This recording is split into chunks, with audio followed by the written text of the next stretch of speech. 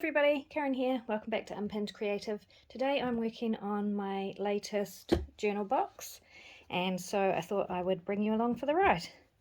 This box I found at a garage sale, and it had beautiful wooden chopsticks in it, so I picked it up mostly because I love the box, and also my son loves chopsticks, so they've been put into the kitchen drawer and I snaffled up the box.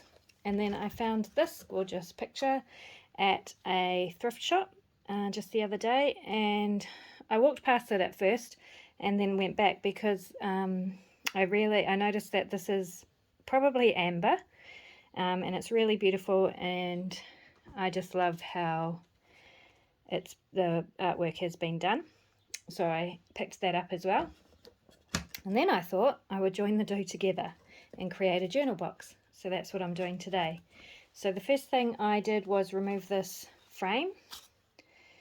I don't actually like that frame with that picture. I feel like it detracts too much from it. So I am getting rid of that. I'll use that in another project, which I'm sure you will see at a later date.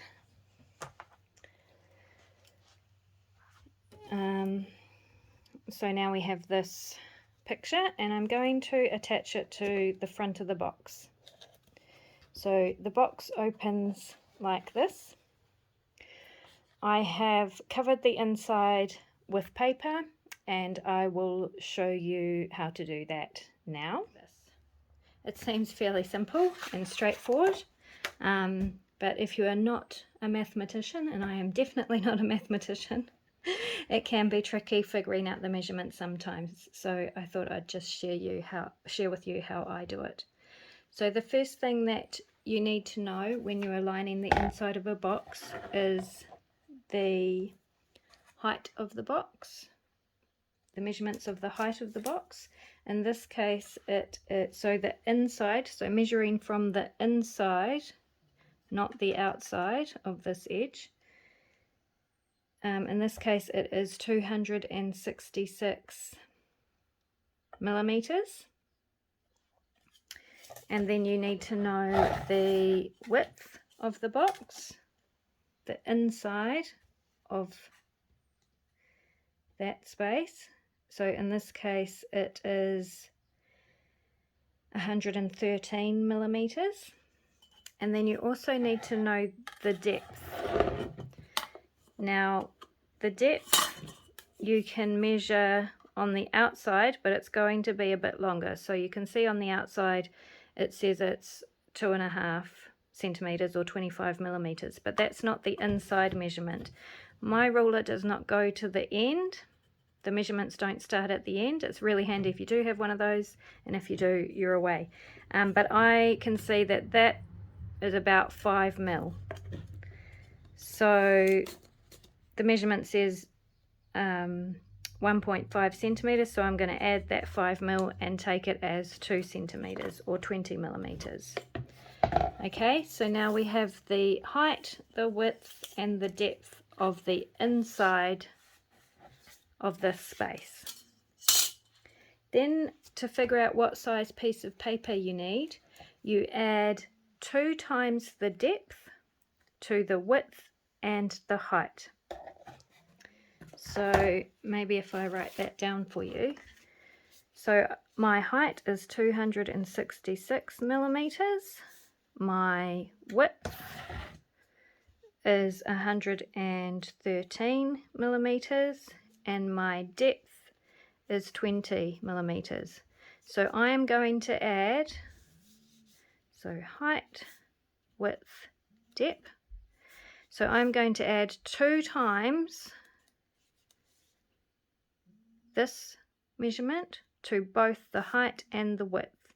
So 40 millimeters to the height makes it 306, and 40 millimeters to the width makes it 153. And that is the size that I need the piece of paper I want to use to cover the inside of the box. 306 by 153. Obviously your measurements are going to be different, but I thought if I showed you the measurements for this box, you would then be able to work it out for your own size box. Okay, so I have a piece of paper that is about that measurement, maybe slightly bigger. I just grabbed it out of my scrap box, and it just happens to be about the perfect size. So the next thing I do, if I'm not sure if it's entirely perfect, let's see. Let's measure it on the mat. So it is, yep, about 305 mil actually, which is perfect. And then the width is, yep, it's about perfect. That was lucky. Okay, so the next thing we want to do is figure out where our score lines are going to be. So what I like to do is find the center of the page, the center of the paper lengthways and also widthways. So I have marked that on here. And then I measure out. So we want a millimeter of give. So I'm going to take the height measurement as 265, so 1 millimeter less than I measured, and the width measurement as 112. So again, 1 millimeter less than I measured. And I am going to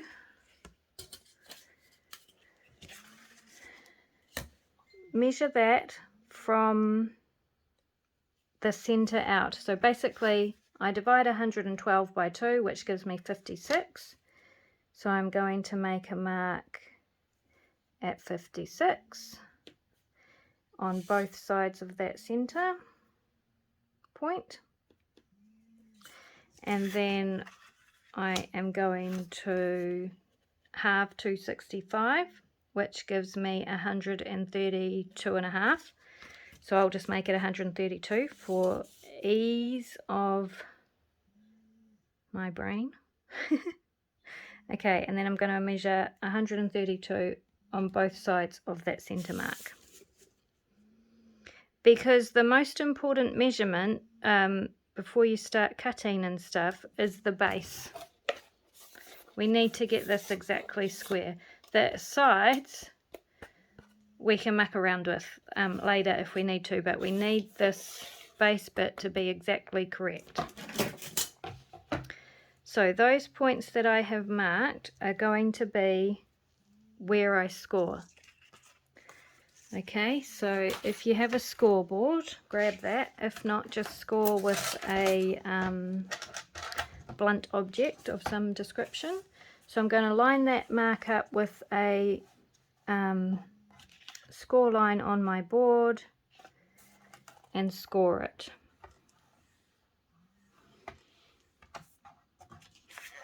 On both sides.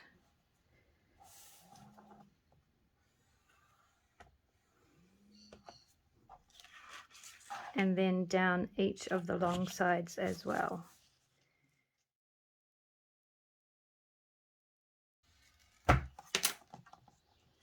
Okay, so you have this. Okay, so before we cut anything, we just want to carefully fold those up. I just fold the two ends in and the two sides in. I'm not creasing them fully just yet because I want to double check that that is going to fit nice and tidily in my box.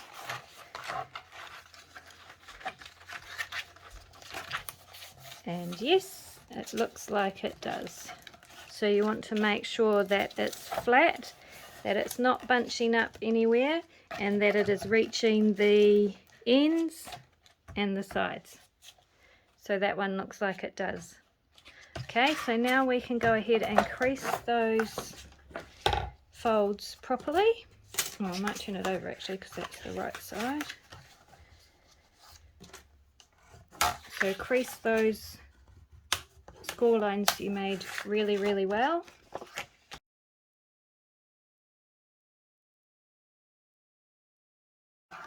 Like so. And now we want to trim just the corners exactly on that crease line to the point where the two lines meet, like that. So do that on all 4 corners.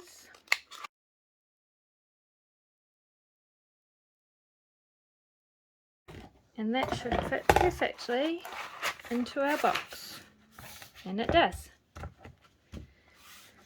So now you check that the sides are not overhanging. The sides of the piece of paper are not overhanging the sides, the top of the box. This one is a little bit, so I'm going to trim a tiny bit off that edge. It's better for the paper that you are inserting into the box to be below. It's better for that paper to be below this edge than above it. So I'm just going to trim a tiny bit off this side because that was slightly overhanging.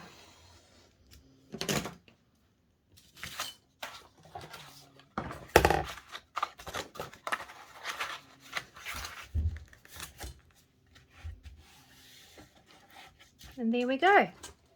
So now what I do to secure it is, I'm actually going to use this piece of paper. I did it before I thought I should be filming this for you guys. Sorry about that.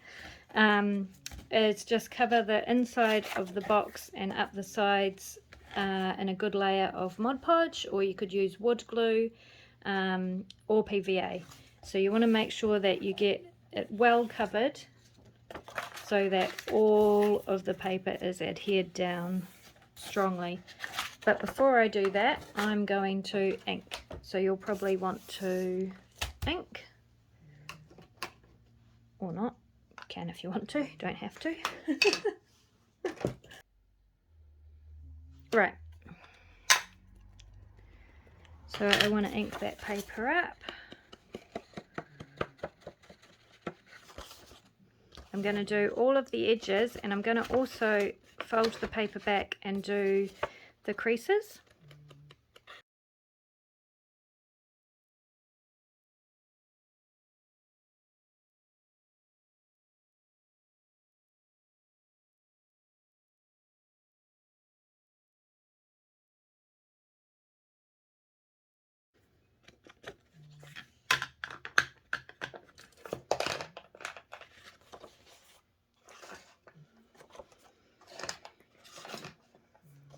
Okay, so I've inked all of that.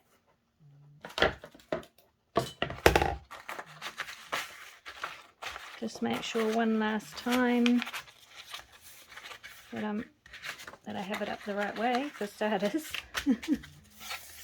And that it's all sitting in there nicely.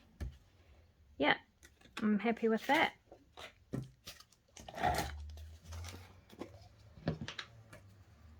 So I just have my Mod Podge.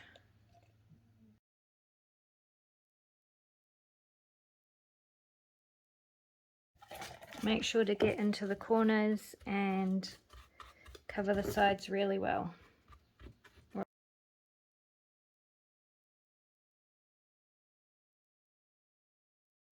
And then make sure your paper is up the right way and your box is up the right way, and you can slide that in.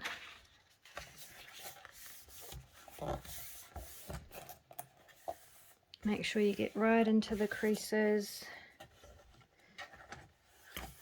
Get the bottom down nice and flat first, and then you can do the sides.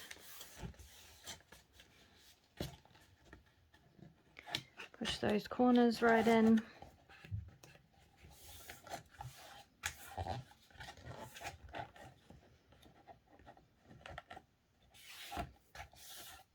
And there you go. There is a paper lined box. Easy peasy and super quick. Okay, so now the inside of the box is all covered in paper. I am going to work on the front of the box. So I have this, and I created another frame for it using card, paper towel and paint. And I wanted it to kind of look like you were looking through a gap in some rocks at this gorgeous scene. So the gravel kind of sandy beach is what inspired me to do that. So I have made this frame. If you're interested in seeing how I make stuff like this, please just let me know in the comments. And this picture fits into it. I'm not actually going to glue the picture in because it's such a cool picture that if years down the track this journal box is no longer wanted, I wanted the picture to be able to be saved, so I'm not going to glue it in, but I have created a backing piece for it, and this is just a piece of cereal box that I have cut to shape and then painted. I added some coarse texture paste to one side, which is the side that will be seen once the box is open. And so now I'm just going to glue this top bit onto the bottom bit. And to do that, I'm going to use wood glue. In my 3D journal covers, I usually use wood glue for sticking cardboard and stuff. It just is a really strong hold, and it dries quickly. So you can see that picture fits into that frame nicely, and now I'm just going to pop some wood glue around the edges and attach it to this backing piece that I've made.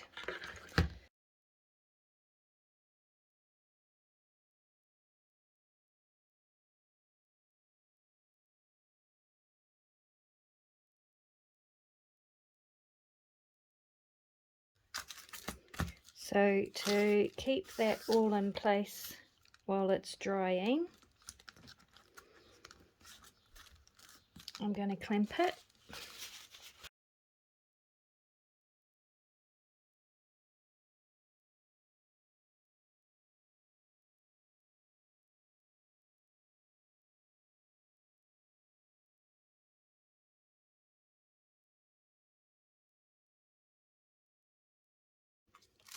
So there we go, clamped all the way around the edges. That's what it looks like on the front. I'm just going to wipe up as much of the excess glue as I can. I've probably put a bit much on there, but better to have too much than not enough. When I make my journal covers and journal boxes like this, it's a bit of trial and error because everyone is unique, and so often I'm doing stuff that I haven't necessarily done before, and so, you know, it's a learning curve as I go. But the more you do it, the more tricks and things you learn. So, alright, so that's going to get put aside to dry. It'll probably take an hour or two till it's dry enough. Alright.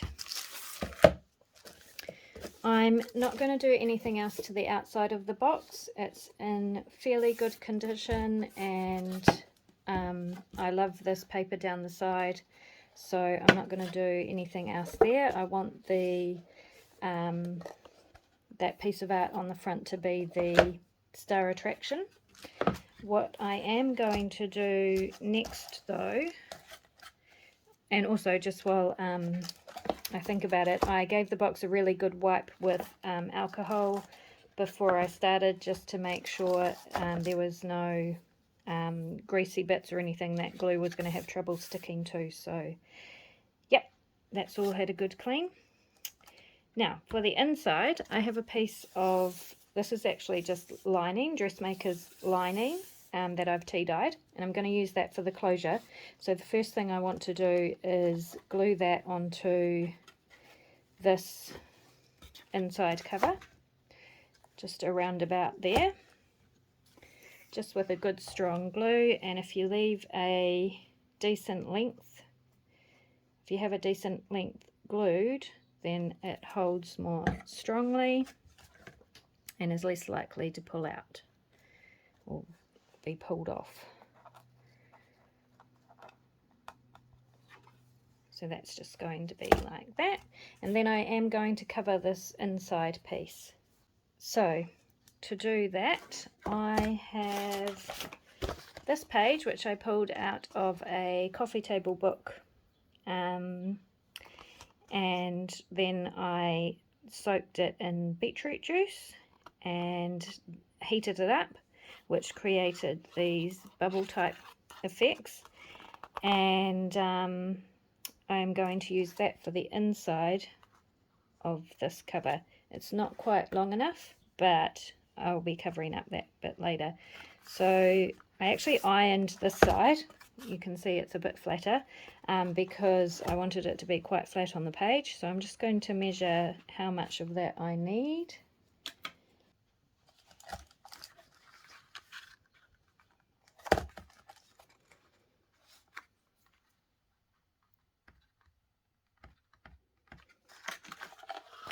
Trim that.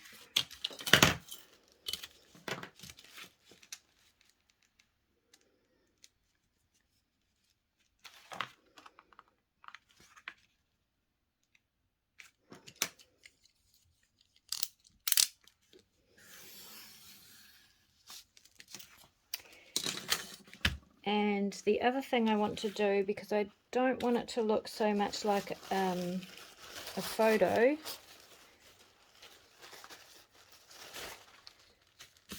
but I still want to be able to see it. I want it to look quite kind of aged and vintagey. So I'm just going to cover it in a piece of neutral coloured, kind of brown, light brown napkin.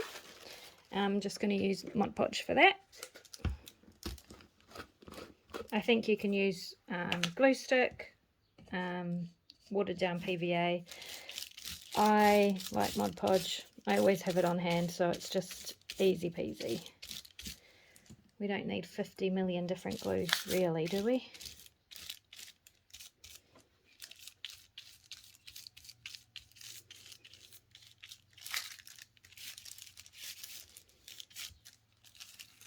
Okay.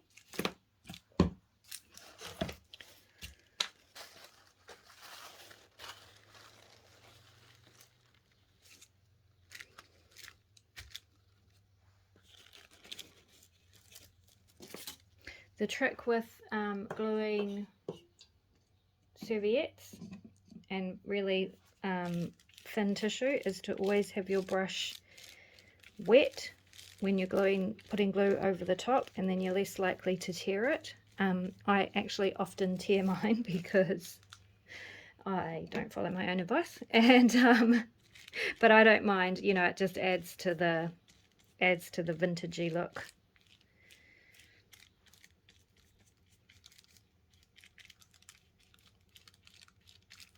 Okay,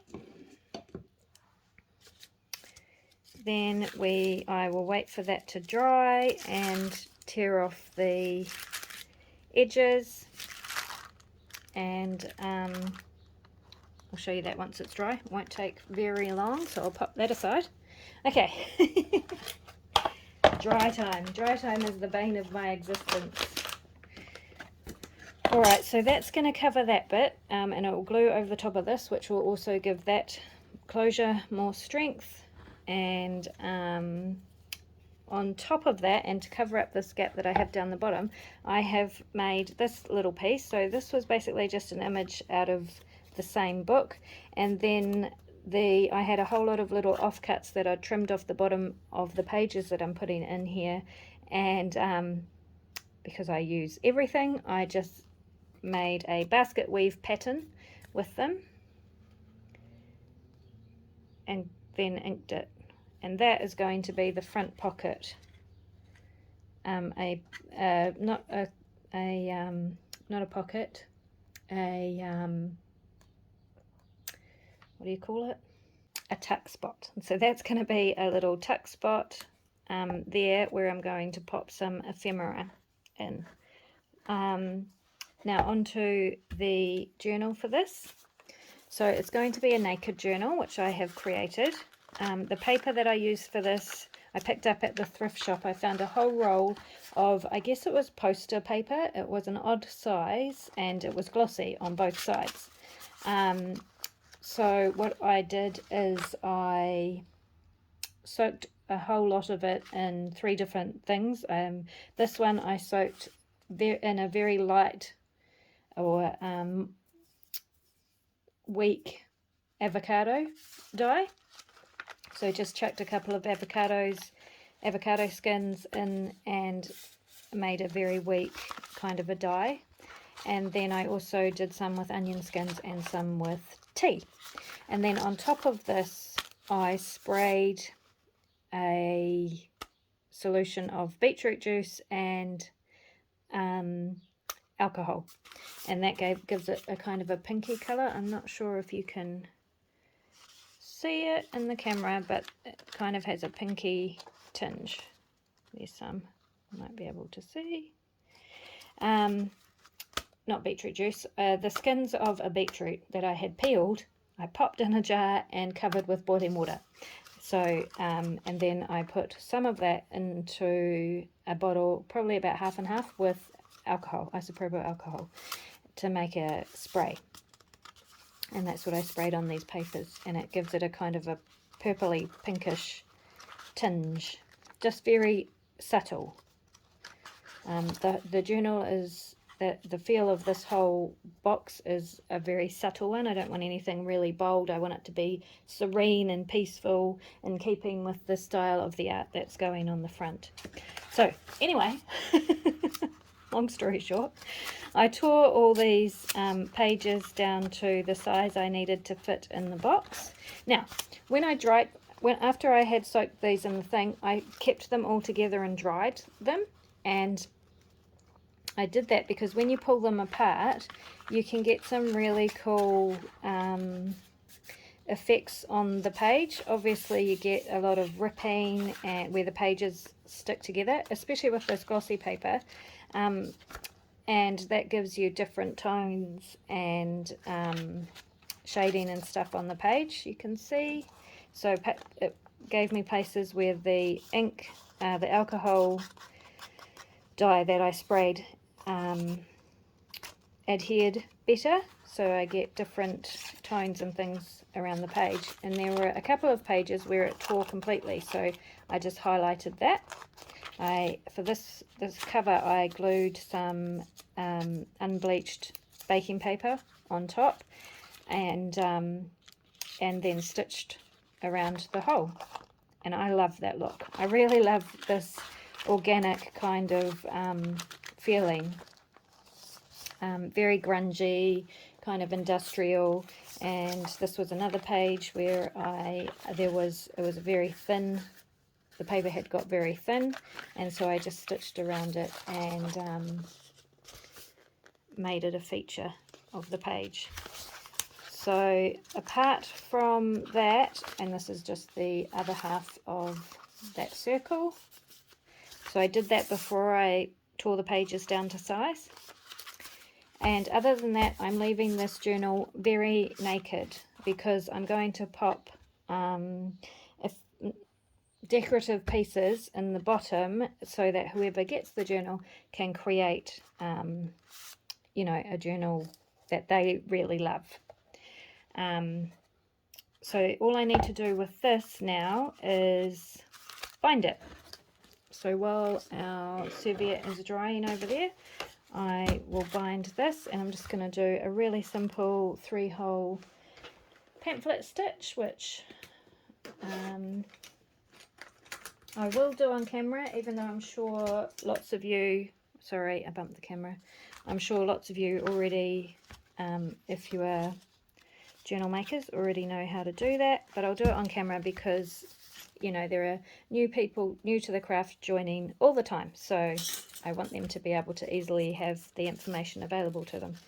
So this is just one signature, and it's simply a case of making 3 holes with an awl or a sharp tool of some sort.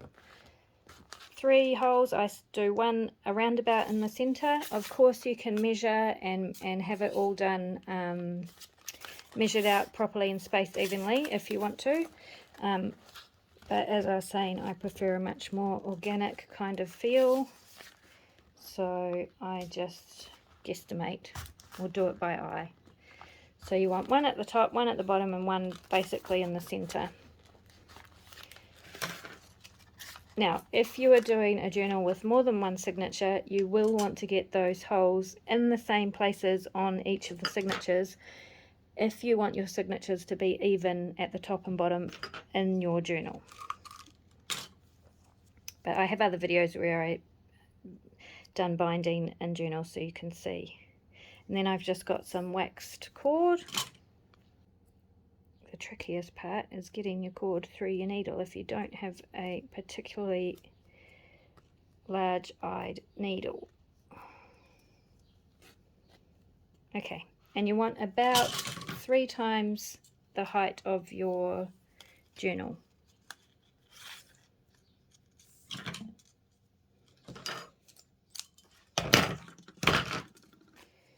And then it's just a matter of deciding where you want to tie it off, whether that be in the center of your signature or on the outside. And in this case, I'm going to pop it on the outside.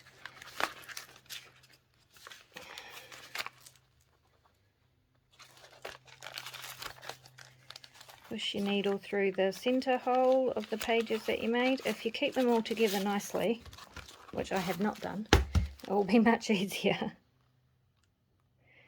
to get that through.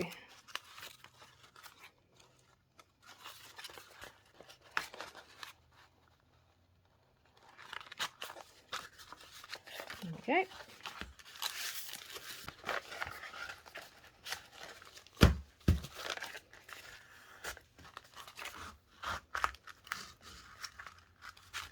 Pull your thread through, leaving a good tail to tie off.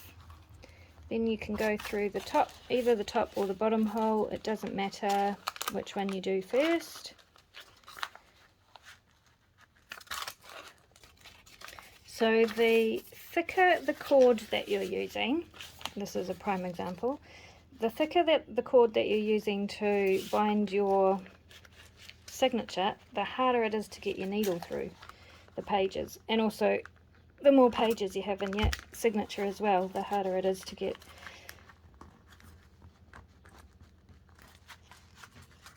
your needle through. There we go. Okay, and finally, well, nearly finally, then you go down, all the way down into the last hole.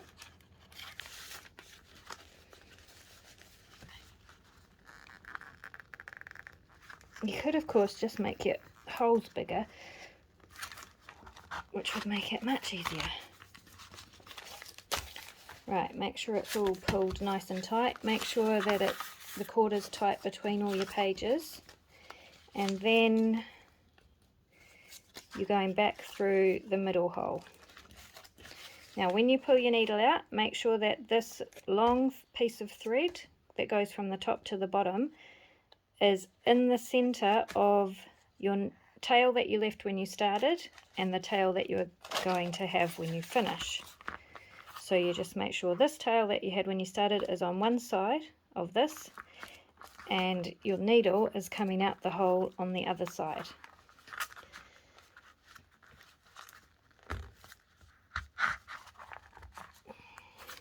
Okay, once again make sure it's all nice and tight. Tight on the inside, and you can tie it off.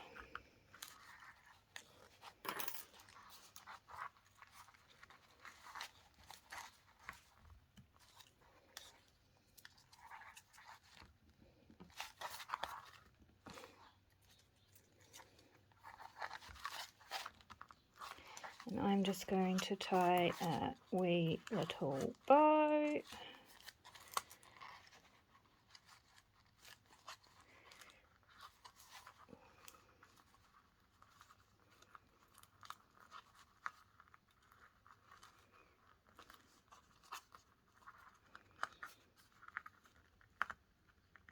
Like so.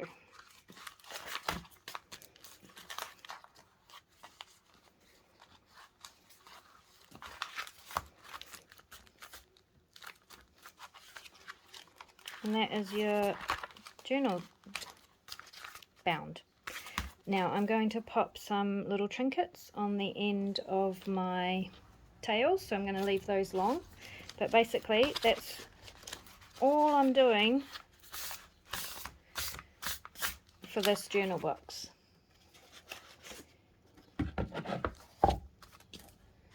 And that will just sit in there like that. Pretty. Okay. Let's see if this is dry enough now. This is probably dry enough to tear off.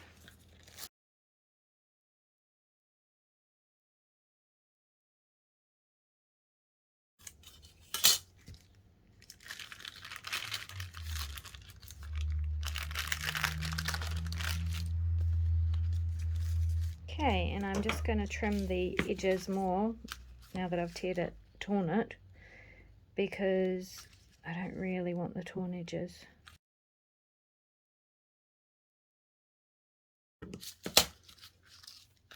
Okay, so you can see the image coming through the paper now. I'm just going to go and dry that off with my heat gun quickly. And okay, you can see how that is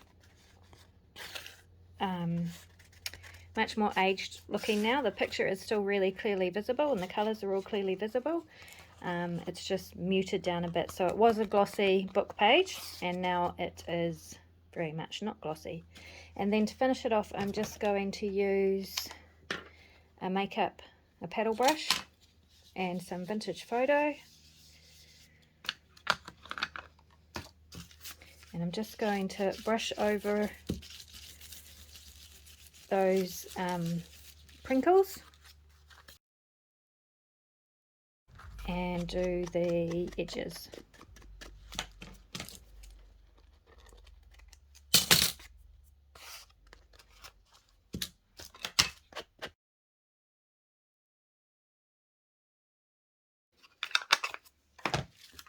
There we go. So that's what I'm going to use to cover the inside of the cover of this box. Now, actually, what I should have done before I did that is get it the right size. Stupid me. Sorry, we're going to have to do that again. I need to trim off these corners, obviously. So I am going to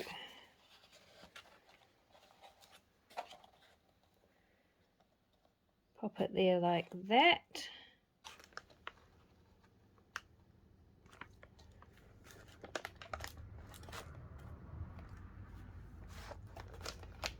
Pop it there like that. Use a pen.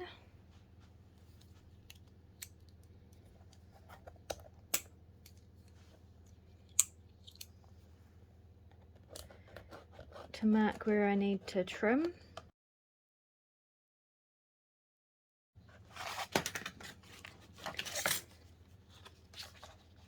Yep.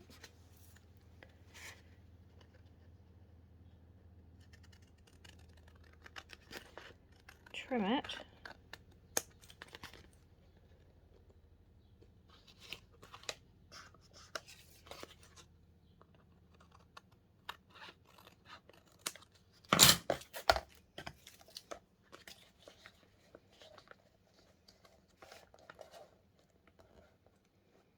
Excellent. Now I'm going to ink those edges again.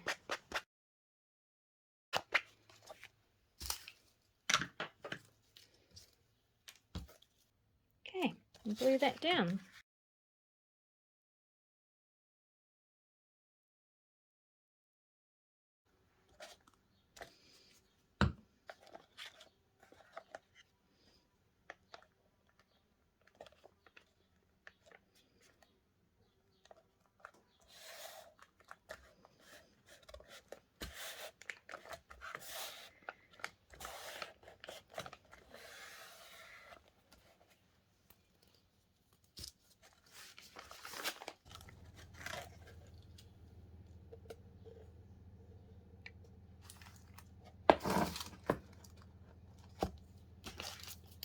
Now for this, I'm just going to ink up the edges a wee bit more, make them a bit darker. Anything that I haven't done and haven't shown you in the videos that you actually would like to see me doing, for example this basket weave, just let me know in the comments. I'm just not sure what people are actually interested in seeing. So, and I'm trying not to bore you with the amount of, with the length of the videos. Okay, I'm going to glue it on and then I'll trim this little corner piece. Now I'm just going to glue down the side and along the bottom.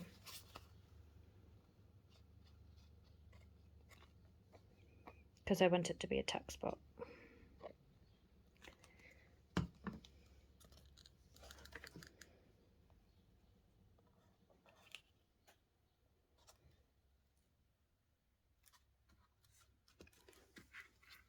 There we go.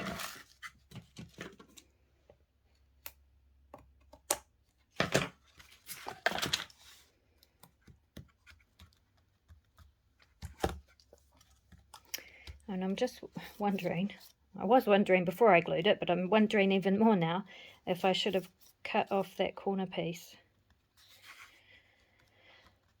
I think I'll leave it. And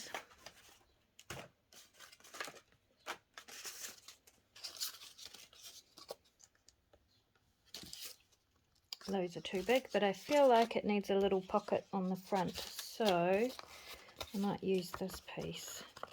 So this is just more of the book pages. I'll show you some others that I soaked in the beetroot skin juice and then heated up, which created that bubbly effect. And then I covered it in clear gesso also. So, but if I fold that, that's going to be actually too small.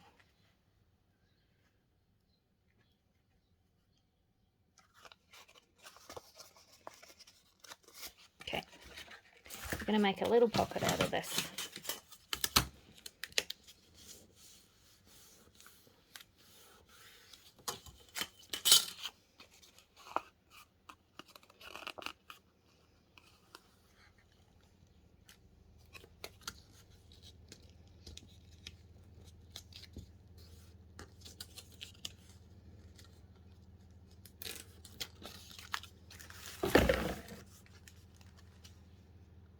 Perfect. So I'll trim those bits because they're a bit long.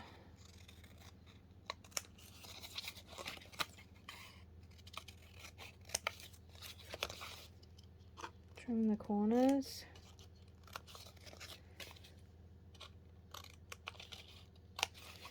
Trim the top corners.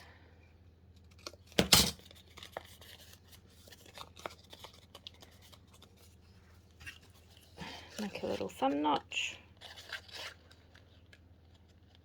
hopefully in the center.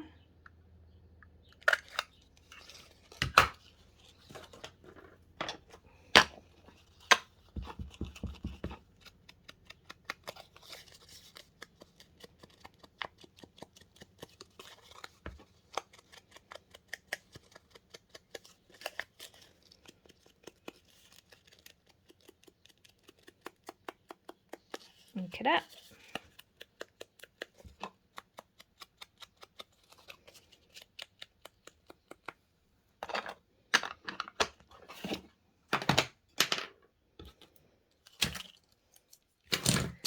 Clean up my rubbish.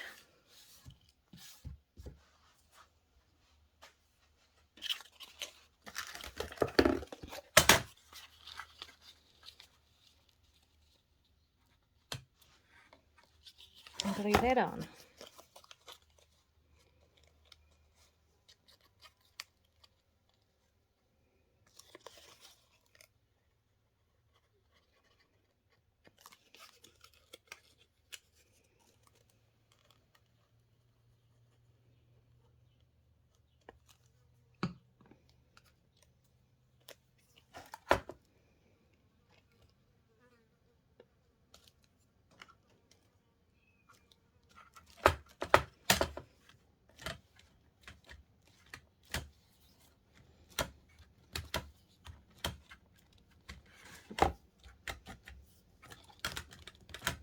Okay, so now we have a little pocket there. Let me show you with my ruler.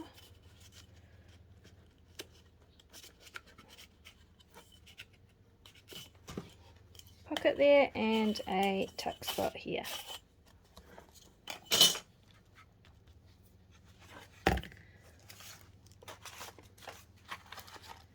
Journal. Make sure it closes, and it does. Excellent.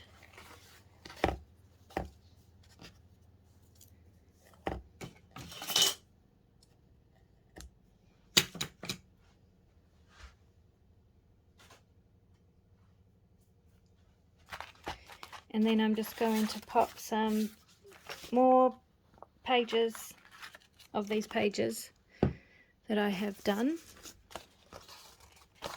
in the bottom under the journal. I've got some pieces like this that could go down the side of the journal pages. Would be really cool. I am just going to pop all those bits and pieces in the bottom, put some charms on this. Oh, look at this one as well.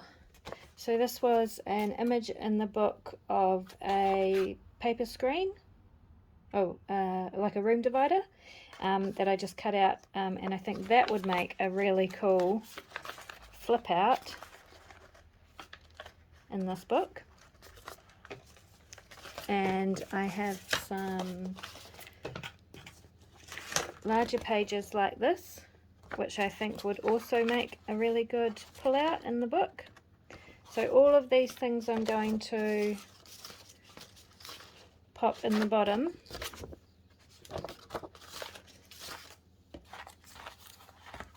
of here.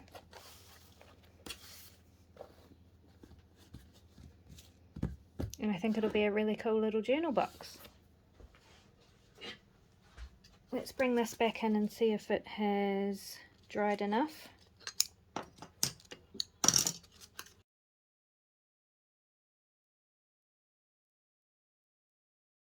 There, it's dried enough for it to be all holding together nicely. So I am going to glue that just onto this half so that you will open it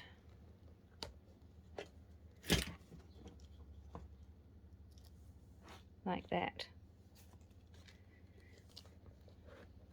And to glue that on, I'm going to use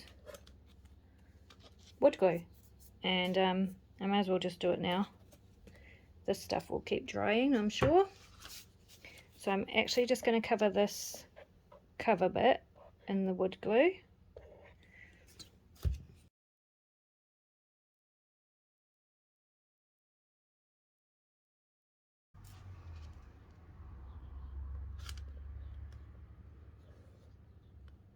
Pop that on there and clamp it.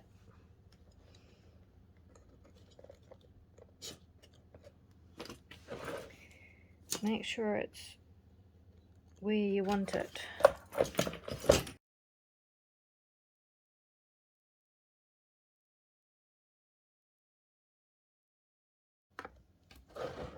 Alright, so you get the idea now. And then this is going to wrap around, come back up here, and you'll just slide it under, and that will be the closure. But I'll wait for that to dry, and I'll come back and show it to you without all the clamps and with all the bits and pieces in it. Alrighty, I am ready to go. It is a tiny bit chunky at the moment, so once I've finished showing you the final flip through, I'm going to squish down all the inside so that it sits flat. I'm going to stop this video here, and so that people who only want to see the flip through or the actual journal can just watch that and not have to go through all the putting it together bit. and so I'll upload 2 videos. One will be the putting it together, how I put the cover on and stuff like that, and the next one will just be what's inside. Alright, so hop on over to the next video and you'll be able to see the whole lot.